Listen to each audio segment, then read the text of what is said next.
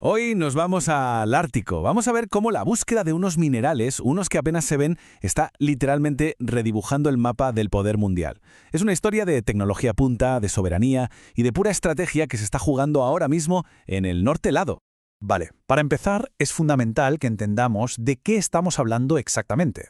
Porque estos elementos son, sin exagerar, la base invisible que hace que funcione casi toda la tecnología que nos rodea. Bueno, vamos directos al grano. Si lo pensamos, un caza de combate, un molino de viento gigante y el teléfono que llevamos en el bolsillo parecen cosas que no tienen absolutamente nada que ver. Pero sí, comparten un secreto, un ingrediente clave que los hace posibles. ¿Se imaginan cuál es? Pues la respuesta está en los llamados elementos de tierras raras. Y ojo, que el nombre engaña un poco, ¿eh? No es que sean especialmente raros en el planeta. El verdadero problema es encontrarlos en concentraciones lo bastante altas como para que sacarlos de la Tierra sea rentable. Esa es la clave. Son, de verdad, el motor oculto de nuestro tiempo. Es que su presencia es alucinante, están por todas partes, en los imanes superpotentes de los coches eléctricos y las turbinas eólicas, en los componentes que hacen que brillen las pantallas que usamos cada día. Son vitales para los sistemas de defensa y para toda la transición energética. Por eso, quien controla el suministro de tierras raras, controla una de las palancas más importantes de la economía del siglo XXI. Y aquí llegamos al quid de la cuestión. Durante décadas, China ha ido construyendo un dominio casi absoluto no solo en la extracción, sino sobre todo en el procesamiento de estos elementos. Esto, claro, crea una dependencia estratégica enorme para el resto del mundo. Y es exactamente por eso que ha empezado una carrera global desesperada por encontrar otras fuentes. Esa búsqueda nos lleva de cabeza al Ártico.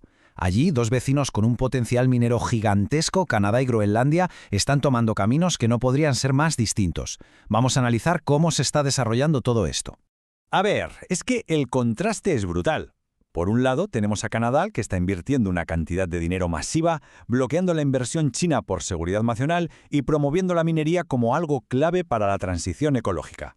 Y justo al lado está Groenlandia, con una inversión pública mínima que ha estado abierta al capital chino y que incluso ha llegado a paralizar su proyecto más grande y prometedor por temas medioambientales.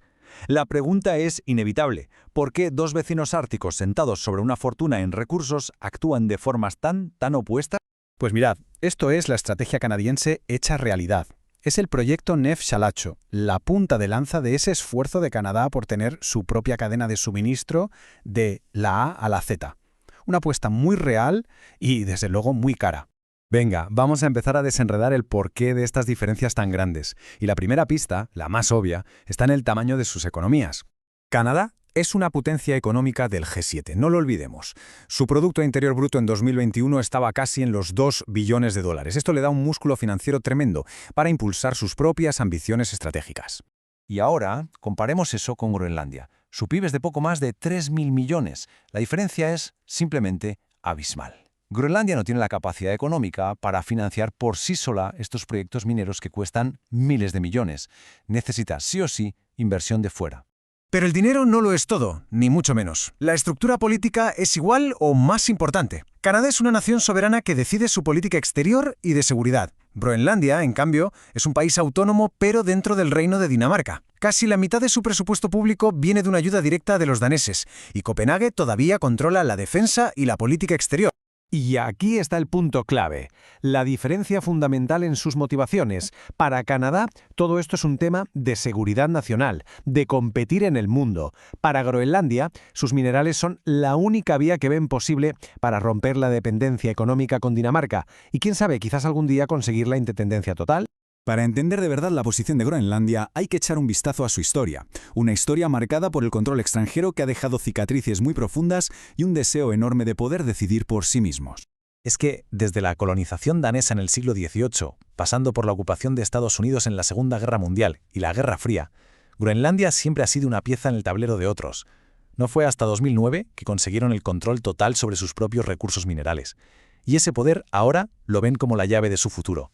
Este es quizá uno de los ejemplos más duros y dolorosos de esas políticas de danificación, una campaña forzosa de control de la natalidad que afectó a más de un tercio de las mujeres en edad de tener hijos. Este tipo de trauma histórico, lógicamente, alimenta un deseo muy profundo de no volver a estar jamás bajo el control de nadie. Y claro, ese deseo de independencia choca de frente con la realidad de hoy. El Ártico se ha convertido en un nuevo tablero de juego para las grandes potencias, y Groenlandia está justo en medio de todo. Las potencias ya ni siquiera disimulan su interés. Estados Unidos intentó comprar la isla entera, y ahora invierte dinero directamente. La Unión Europea acaba de abrir una oficina en la capital, Nuuk, porque la considera un socio estratégico, y China ha estado financiando proyectos mineros clave. Todos quieren un trozo del pastel de Groenlandia. Para el gobierno de Groenlandia, toda esta atención internacional es un riesgo, pero también es una oportunidad de oro. Su inmensa riqueza mineral es la palanca que podría permitirles, por primera vez en siglos, financiar su propio Estado y cortar, de una vez por todas, los lazos con Dinamarca. Y con esto llegamos a la gran pregunta final. El dilema que tiene Groenlandia encima de la mesa es mayúsculo. ¿Será capaz de navegar estas aguas tan turbulentas, de jugar sus cartas con las potencias mundiales para forjar su propio destino? ¿O la presión geopolítica, que es brutal, la convertirá una vez más en un simple peón en un juego que es mucho más grande? El futuro de todo el Ártico podría depender de esa respuesta.